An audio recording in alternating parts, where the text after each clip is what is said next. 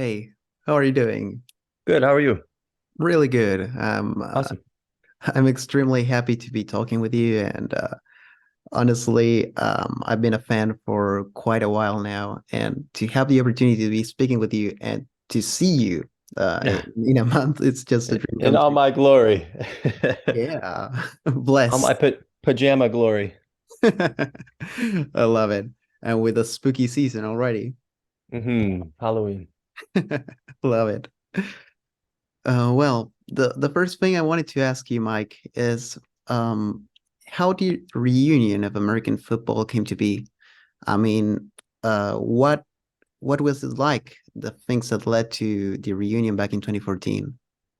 Um, it it was presented to us, honestly. Like it wasn't Mhm. nobody, I don't think any of us thought we knew Polyvinyl, the label, was putting an album out, like a reissue, Yeah. um, as an anniversary. I think it was 15 years at the time. So there was, we were like digging through files and we were talking more than we had in 15 years.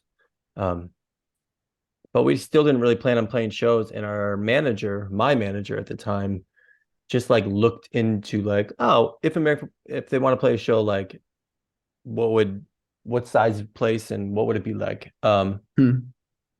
I guess it was presented first as two shows, Champaign, Illinois, where we all went to school and met, and then one show in New York.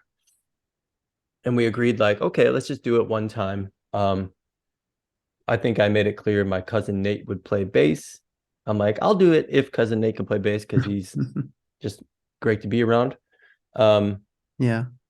Basically, those shows went, I don't know, 1,000 times better than we could have imagined, or 1,000 times better than any other when we were actually a band shows. Um, and so we did it some more. Like we just kept adding them because it was fun to get together. It was fun to get better at it. And then I think then we got to a point when we either had to write new songs. I think we played all the cities we wanted to go to and did all the things we wanted to do. And then we had like write new songs. Yeah. I think we just kind of got sick of the nostalgia thing and we're like, let's just write new songs. And then LP2. And then the same thing sort of happened. We played all the cities and then, yeah, it's like, it's a nice, like slow cycle that I think it's the perfect pace for a bunch of like old dudes. But that's so organic, and I love it because, you didn't make the reunion like forcing yourselves to make an album or whatever. It was more natural. Absolutely. I mean, it was for real. We were just going to play two shows and it was sort of fun to get in a room and like sort of remember the songs. I'm pretty sure I'm playing all the original songs in totally different tunings than I did Mhm. now 25 years ago. But I had to sit down and sort of relearn them how I would play them now, and Mhm. yeah, it was fun. And the addition of Nate, I imagine that it must have been, quite a change for the setup because having a bass on all the songs and, being a four guys band instead of a trio, it's very different. Yeah, I mean I know I like inherently trust him. His whole role at that time was just sort of like play all the root notes, like just sort of give everything a little weight without stepping on things. Yeah. And then since then, writing LP2, I think he was getting a little more comfortable, sort of like inserting himself. And then Hmm. LP3, he, like really had a bunch of ideas and he a lot of those songs he started, like even the guitar parts and stuff were like his stuff. So Wow. yeah, it was when we saw like when it was presented originally, like, okay, you're gonna headline this festival in Champaign for like, I don't know how many thousands of people, way bigger of a show than we've ever played. Hmm. I just was having flashbacks to all the original shows with us just tuning and noodling and like just I'm like, this is just going to not even be audible. You know what I mean? We have to like make it sound like a bigger thing. So Yeah. It's quite a different setup. And mm. I wonder how were things like back before the release of the album back in 98, 99. What do you mean? In Uh, what way? I mean, how was it like playing live, like three guys? If it was on, if you toured around Illinois or if you went somewhere in the East Coast or something else. I think we drove out to New York and back and like drove out to New York. I think we had enough. I think we opened for the Promise Ring maybe at Wow. NYU, at the time that we were kind of hanging out. Those like I was still, or I was more recently in a band with Davey and stuff. But I mean, that's as far east as we got, and it was one show. I think we played Ohio, maybe on the way back or on the way there. Mm, Uh, one show like in a basement, and then yeah, we would play around like Champaign, Illinois, just in classrooms and house shows and stuff. But it was really, like I said, like a bunch of noodling, like a bunch of. It was really small. I don't think the songs were even completely written, most of them, until we got in the mhm. studio and recorded. And then after we recorded LP1, we didn't play any shows even. Like we broke up. We basically knew when we were finishing, like, okay, we're just gonna, oh, there you go. It was Sorry. just to document like like the effort that we put into writing the songs, but we didn't really, yeah. Again, like even fast forward, like we just never thought we'd play again. So Well, that's very crazy. And I wonder with Cap and Jazz and the one up downstairs, just like American football, they didn't play for too long, mhm. and they didn't even get to release two LPs. I think that the one up downstairs didn't even release an LP, and Cap and Jazz, that amazing debut album that I really love. But what do you think that was? I mean, I know you're trying to connect like I'm the common No, denominator, but no, no, no. Actually, I mean, I know I mean Captain Jazz was for me it was all 4 years of my high school. Um and sort of we had a bunch of touring plans this summer after I graduated high school. Like the entire summer was going to be a whole tour. yeah, Um and it was just one of the guys at the time had was dealing with some substance abuse. Maybe a yeah, couple of them were, but one worse than the other. And it sort of just didn't. It was a unhealthy and unrealistic sort of way to live, like living in a van hmm, and sort of driving around with a bunch. We're all kids essentially at the time. Yeah, it wasn't really possible. It became impossible, I should say. yeah. And I knew I was starting college next fall, so yeah, that broke up, and I don't. I mean, I may have been the guy who said we're breaking up, but it wasn't definitely not my fault. One up downstairs, I was it was the drummer Steve from American Football, Yeah. and he was living with a couple of the other dudes in the band. They were brothers. And I came home to Chicago. It's like a couple hours north for a weekend, and they were just gonna jam while I was gone. And then I got a call, like a landline phone in my mom's house, Mhm. like, well, we just got in a fist fight and we're not a band anymore. So I didn't break that band up either. So That took a turn. yeah, I don't I mean I like as a I guess the common denominator that I do sort of bring to everything is I'm not satisfied sort of just playing one type of music or one thing. Hmm, Even American football, like it's very part-time. And hmm. then while I'm doing it, I'm also able to like I do Owen Yeah. part-time as well. You know what I mean? And they fill different creative spaces in my brain and stuff. So yeah, I don't know. I don't think I'm like built to be like I'm in Taking Back Sunday and we're gonna play 280 shows this year, like and just like yeah, whatever they do, they just like live on the road. Like Yeah. I can't do that. So No, yeah. What I always thought that might have been, the reason from, being a teenager listening to these bands, and I always imagined that it must have been like just getting tired of that sound and just going to something different. And well, I'm glad it's kind of similar. I mean, in a way, yeah, I guess it's not like I was tired of it, but I definitely do enjoy trying other things and, Yeah. playing with different pedals and different instruments. Like, when Cap and Jazz was done, I'm like, cool, now I'm not a drummer for a while, like it was welcomed. And your creativity on that album on drums is really Oh, incredible. cool. I That was just the youth. That was just youth power. I was just trying to hit harder and faster and yeah. Raw power. Yeah.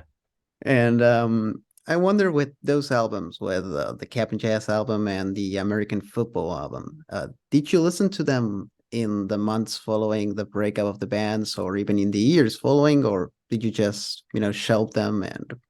I don't think I listened to them. I think both, I'm talking about like the bands breaking up as if it was like like a welcomed thing. At the time, it's like sort of like I said, like I think I was wildly disappointed to not tour with Captain Jazz. Mhm. if I guess I was about eight, I just turned 18 at that time. So like there's so much of the country in the world I haven't seen. And I was just sort of getting used to like, I mean, I had like a, tour sort of was ingrained like, holy cow, this is the best way to live. Like super fun. So that was, once it's taken away from you, I think I was kind of bitter maybe, so I didn't really listen to it. No. Also, like, again, we like just printed a bunch of albums and we thought we were going to try to like take over the world kind of at the time. Mhm. Again, we were pretty young. So that was taken away. Yeah, and American football too, like sort of like I was kind of like, we broke up for a reason. Like maybe we weren't even getting along that well. So it wasn't like, oh, like there was no nostalgia happening in real time. It was all at the Mhm. point at the time, it was just I'm gonna get out of here. Yeah, yeah, just, sometimes you don't realize what's going on while it's going on, Yeah. Absolutely. Yeah, I mean, every day I don't. I wake up crabby and I'm like, why am I crabby? This is awesome. This day's great. Okay. Anyway. Yeah, yeah, yeah, absolutely. And I wonder if you felt that these bands felt like part of a movement, or more like a force standing alone on its own path. I think all my bands have felt independently, uh almost like I don't know what the word I'm looking for is, as outsiders, kind of like, even like, like if American football players, if we were playing like shows even on campus and stuff, like Yeah. we were kind of the weirdest, sort of quietest, like band at that show. Cap'n Jazz, like I mean, it's Tim's, my brother's is the singer. Tim has like a unique voice and stage Absolutely. presence and stuff. So we were kind of like it's not like we could like play regular, we were playing essentially hardcore shows often, but our Uh-huh. music's not really hardcore. But I mean, it was like that sort of energy. Mhm. Uh, so we were, yeah. I mean, yeah, like I'm thinking of a specific like Michigan Fest or whatever. Like it was a ton of like sort of very sort of like mathy post rock or proper hardcore bands, and we didn't really fit in either.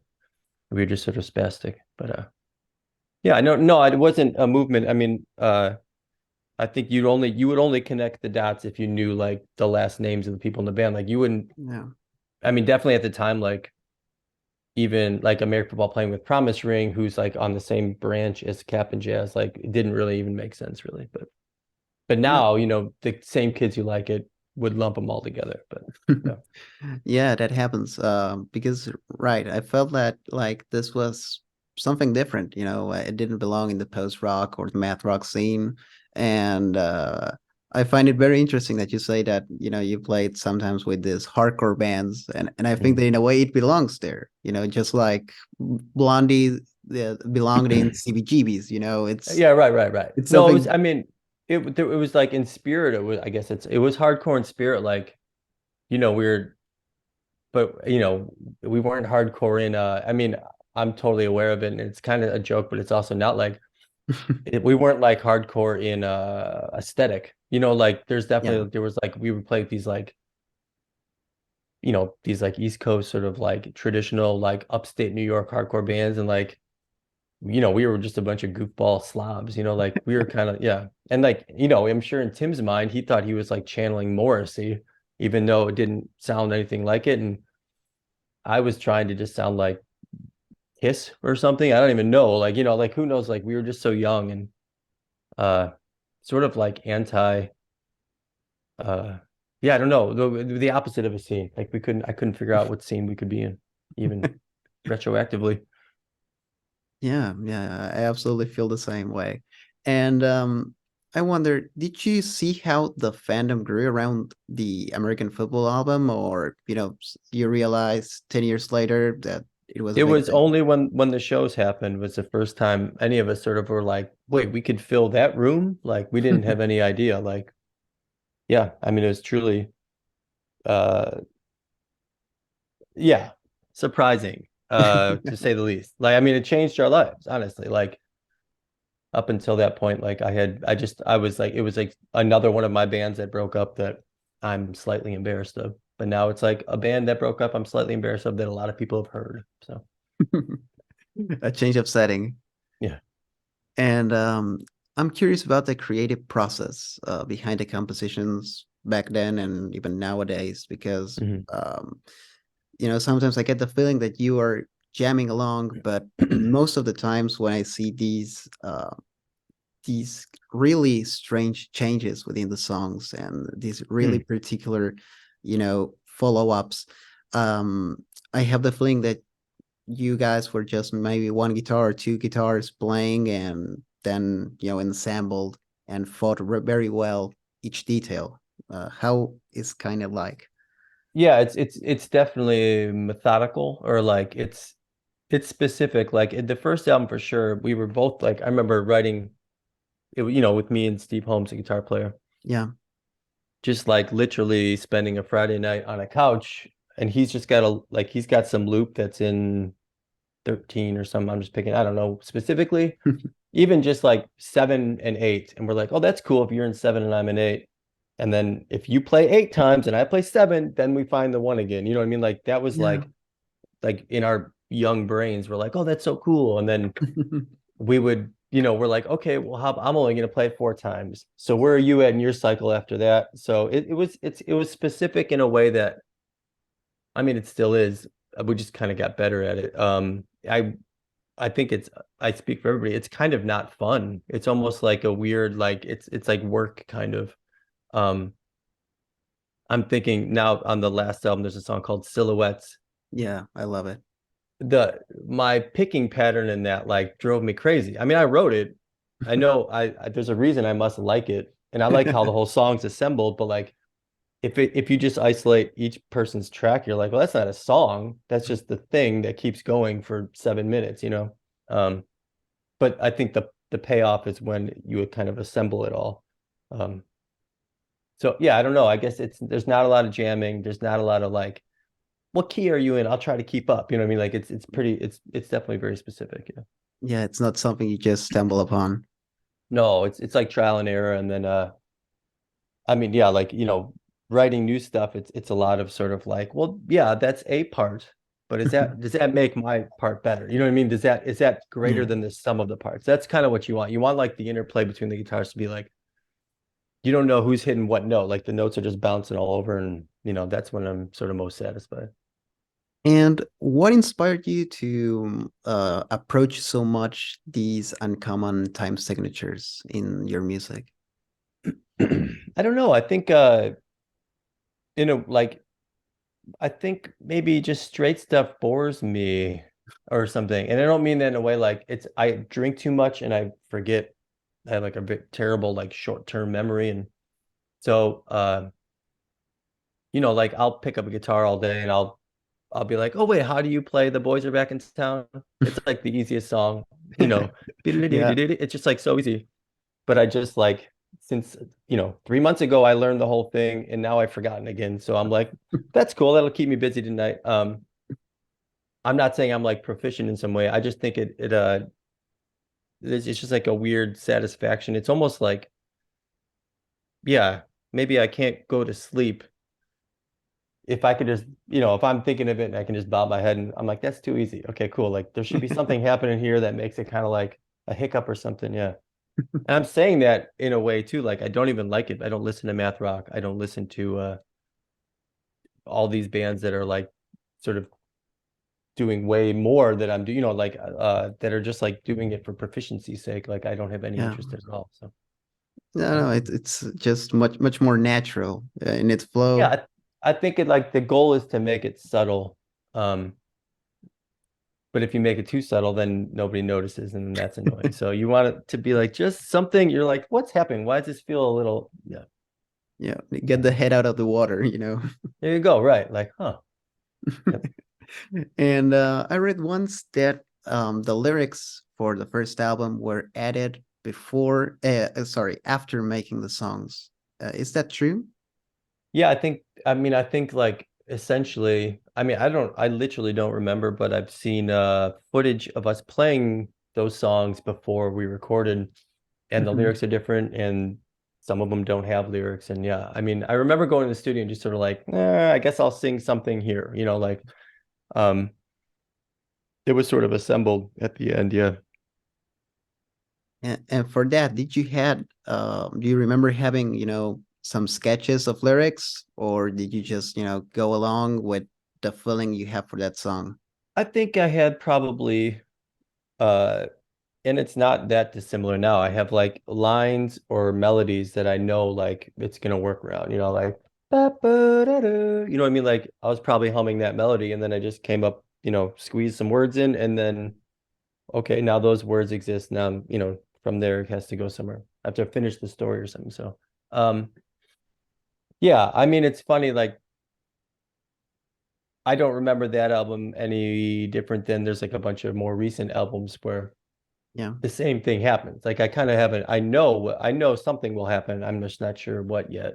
And I think some kind of cool lines come out that way. Like they almost sound flippant. Like they don't sound too Mm. uh what's the word, like parsed over or something. Like they almost sound conversational or because they truly just sort of came out like at the last minute. Yeah.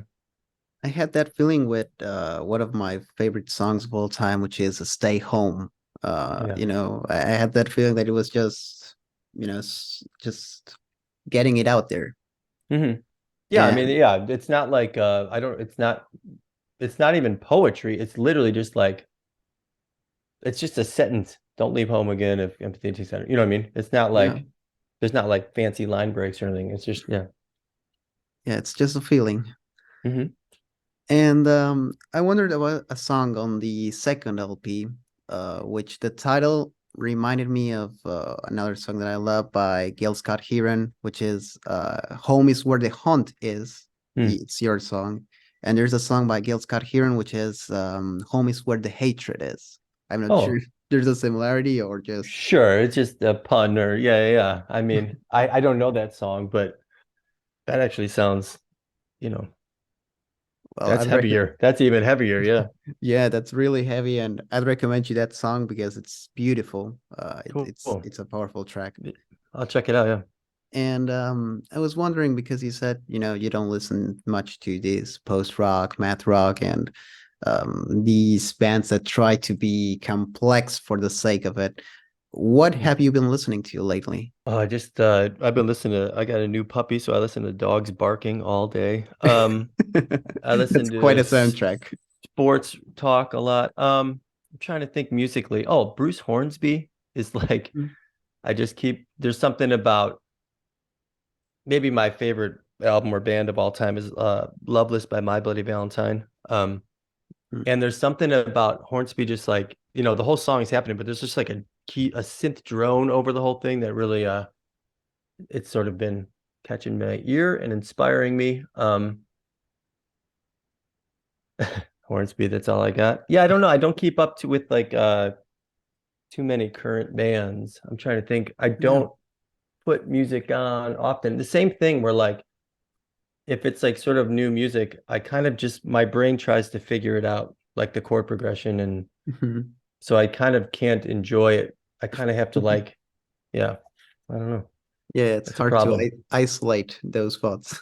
Yeah, or it's hard to just sort of be like, I mean, it happens, but I don't know, like Turnstile is like so immediate and it's also like music that I cannot write, but I totally appreciate like Yeah. I think it's like so clever. It's like what I was saying, like it's like so subtly clever and hard to do because it just sounds sort of like it's so immediate and catchy, but it's also like odd and ugly and yeah, stuff like that. I mean, that interests me more than just like a straight, yeah.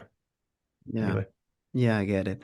And I wanted to ask you about the track "Uncomfortably Numb" from the third Mm. LP.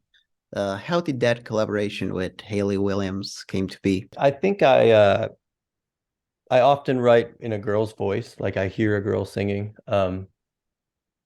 And then this one, at some point, like this song kind of became a conversation with two people.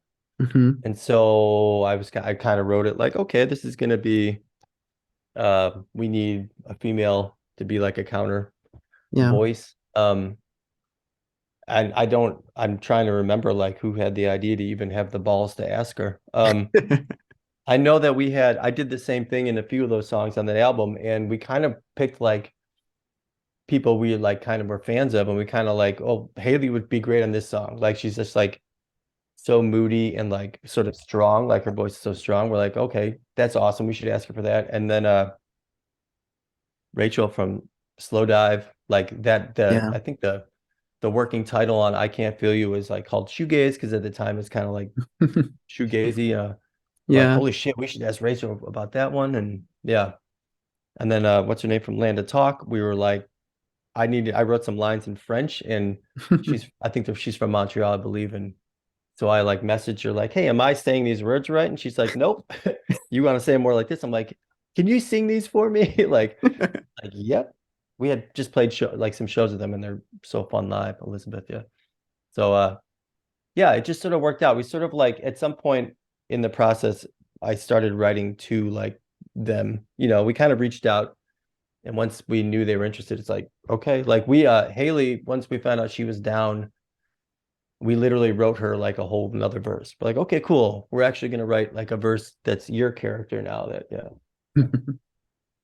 Yeah. And I really like this thing that I see now from you, that it's all very natural. You don't force things. You just, Hmm, let them happen and let them take their form. And I really cool. love this. And now that I'm thinking of it, I feel it in some of the songs, just thinking how they might have been a different thing at first, and you just, let them be, and they turned out Mhm. this way. Yeah, I mean, we because it's like it took so long between albums and stuff. Like we're probably the band most influenced by American football of all the bands, and we're like, man, Stay Home is so cool. Like there's like this whole intro that it doesn't need vocals for a while. Mhm.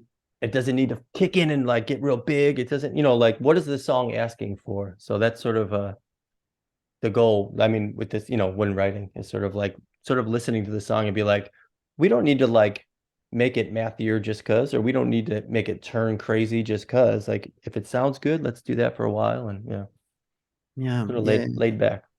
And this subtle thing that you said before, it's pretty clear, because you don't want to make it sound, like, I don't know, tortoise or whatever, that it's just, blowing your head constantly, Hmm. or far more the recent bands.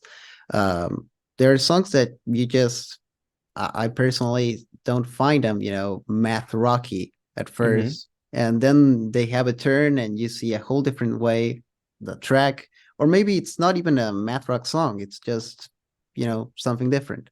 It's just a song. Yeah. Just a It's just, I song. mean, it could be like I said, like maybe one of the guitars is playing in 3/4 and the other guy's playing in 4, but the way they loop on top of each other, then the whole cycle now is this long instead of this long. And just I mean it's I literally like the things that when I'm involved in the writing, I kind of do it and I'll demo it and then the other guys in the band will explain to me what I did. Like I don't really think about it. Um Yeah. the other guitar player, Steve, loves to figure out. He's like, "Oh, you're in 11 and I'm in this." And yeah, I'm like, don't even want to talk about it.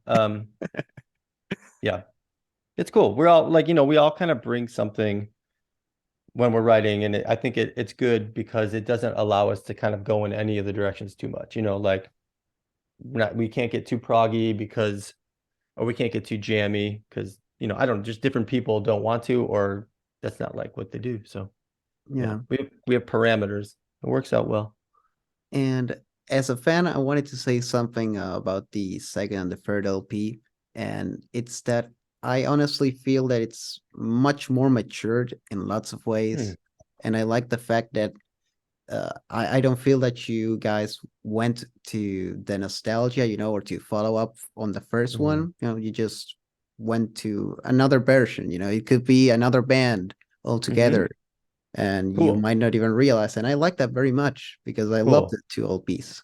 Great. I mean, that's, like we kind of the only reason we like doing this is because it selfishly we all enjoy the process and it's like creatively satisfying. I think we would, if we just kept trying to write never meant for every album, I think we get kind of sad. So, yeah, we're just keeping ourselves interested. That's cool. Glad you like it.